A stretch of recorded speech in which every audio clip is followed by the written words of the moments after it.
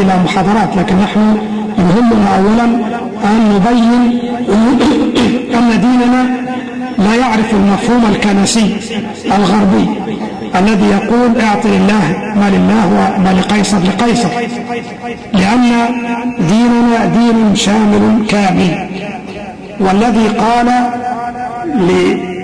للناس أقيموا الصلاة وآتوا الزكاة هو نفسه الذي قال وأنحكم بينهم بما أنزل الله، هو نفسه الذي حرم الربا، هو نفسه الذي أباح البيع والمعاملات الحلال. وهكذا كان شأن رسولنا صلى الله عليه وسلم، كان حاكما بالمعنى السياسي مع كونه نبيا رسولا يوحى إليه من عند الله عز وجل. ولذلك مجرد ما توفي الرسول عليه الصلاة والسلام اختار الناس خليفة له من بعده يقوم أيضا بحماية الدولة وحراسة العقيدة وحماية البيضة. وهكذا في طوال تاريخنا الإسلام ليس علاقة بين العبد وربه فقط في المسجد كما يزعم البعض، لا، بل الأحكام اللي نزلت في الحدود والقصاص وأوامر ونواهي.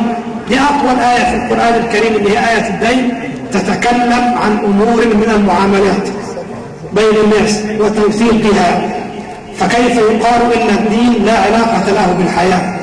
بل ديننا دين شامل وكامل وفيه أسس الأمور السياسية والاقتصادية والاجتماعية. ولو فهم هؤلاء القوم حقيقة هذا الدين وما يدعو إليه من الخير لما تركوه أبدا.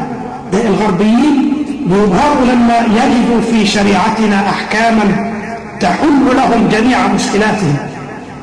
بعد الحرب العالمية الثانية كان عدد الرجال في ألمانيا قليل جدا، وكانوا يبحثون عن مخرج لهم. بعض العلماء الذين كانوا يدرسون في أوروبا من المسلمين جلسوا معهم فأقنعوهم بأنه أحسن وسيلة للنهوض بألمانيا في هذه الفترة أن تبيحوا تعدد الزوجات، مع أنه من بيننا نحن المسلمين ناس بينكروا تعدد الزوجات. احنا طبعا مش بندعو كل واحد يعدد من هب ودب وواحد يبقى مش لاقي ياكل يتجوز 2 و3، لا، احنا نقصد ان الامر الاصل فيه الاباحه مش غلط. مش زي ما الناس فاهمين الواحد لو اتجوز على مراته يبقى دي خيانه عظمى. قالوا عدد النساء كبير بسبب الحرب، فرفعوا توصيه الشباب المثقف الواعي الالماني، توصيه بانه الدستور ينص فيه على اباحه تعدد الزوجات. لكن طبعا الكبراء المهيمنون قالوا لا، علموا أن هذا طبعا يخالف البابوات والكنيسة وربما الناس لا تقبل، لكن المثقفون والفاهمون قبلوا هذه الدعوة.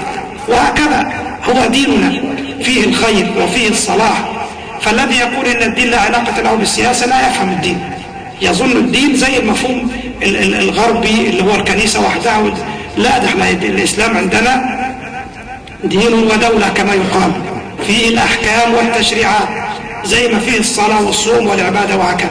لكن وهذه النقطة الثانية في السؤال، الإسلام لا يعرف الدولة الدينية بالمفهوم الغربي اللي كانوا بيسموها الدولة الثيوقراطية، اللي هي إنه الحاكم يحكم بمقتضى التفويض الإلهي ويفعل ما يراه بذهنه ويقول للناس ده حكم الله. لا، احنا ليس عندنا هذا. الحاكم لا يخرج عن شرع الله عز وجل. الحاكم يختار من الرعية، الحاكم ينزل على رأي الرعية إذا كان الأمر مجال اجتهاد في أمور ثابتة قطعية ما أحد يتكلم فيها، لا حاكم ولا محكوم. لكن الأمور التي فيها مجال اجتهاد يؤخذ رأي الناس فيها ويؤخذ رأي أهل الخبرة ورأي أهل العلم. فبهذا المعنى نستطيع أن نقول أن الدولة في الإسلام دولة مدنية. مدنية بمعنى ليست عسكرية، مدنية بمعنى أنها ليست دولة دينية بالمفهوم الغربي. لا يحكم الحاكم فيها بحق التفويض الإلهي، إنما يحكم لأنه يقيم شرع الله عز وجل ويستشير الناس وأمرهم شورى بينهم. هذا هو شرع الله عز وجل. طيب كلمة إن دولة دينية مرجعيتها إسلامية، أنا أحيانا أشعر بأن هذا الكلام فيه قدر من التلاعب بالألفاظ. والله إن كنت تقصد بمرجعيتها دينية يعني لا تخالف ثوابت الشريعة فنعم، لازم وبعدين ده المادة الثانية من الدستور في الوضع الحالي تقول هذا.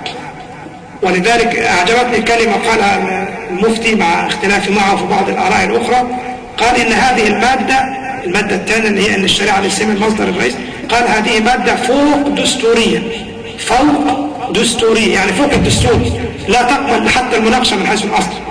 فهذه المادة لو فعلناها تعني أن الأحكام ترجع إلى الشريعة، وده ما يخوفش حد. والله غير المسلمين لو علموا الحقوق التي يعطيها لهم النظام الإسلامي لوجدوا أنها أكثر مما يأخذونه الآن في ظل الحكومات العلمانية، لكن هم مش فاهمين، هم يفهمون خطأ، وبعضهم يتعصب، وبعضهم يظن أن أي حاجة فيها إسلام يبقى فيها خطر عليهم. لا، ده هو الشريعة الإسلامية تكون هي المرجع، وغير المسلمين لا يظلمون أبدا. قواعدهم كما هي، الزواج، الطلاق، كل ما فيه أحكام عندهم خلاص يطبقون شريعتهم، ما نلزمهم بشريعتنا. لكن في أمور عامة لابد أن تطبق على الجميع، وكما قلنا ليس فيها ضرر، وإن كان فيها ضرر قريب أو ظاهر، يعني اللي خايف مثلا من قطع يد السارق، احنا ليس لنا هدف أن نقطع أيدي الناس، لكن لو حصل مرة واحدة بس واحد قطعت إيده خلاص لن يكون هناك سارقون بعد ذلك. ومع ذلك هناك ضوابط وهناك شروط لتطبيق هذا الأمر. ألا نعلم أن عمر بن الخطاب رضي الله عنه لم يقم حد السرقة في عام الرمادة، لأنه الشروط لم تنطبق، كانت الناس في مجاعة، واحد سرق ليأكل ما نقطعش إيده، وهكذا. ده العلماء حطوا 15 شرط لقطع يد السارق. فالأمر ليس كما يتصور الناس. فالقول بأنها دولة مدنية مرجعيتها إسلامية إذا كان مقصود به أن لا يكون هناك مخالفة للشريعة فنعم، إنما كان المقصود ده بس مجرد كده شعار يوضع والشريعة لا تطبق والأحكام لا تطبق، فهذا طبعا لا يزال بالنسبة لنا حلا ناقصا نسعى لتكميله بإقامة شرع الله سبحانه وتعالى.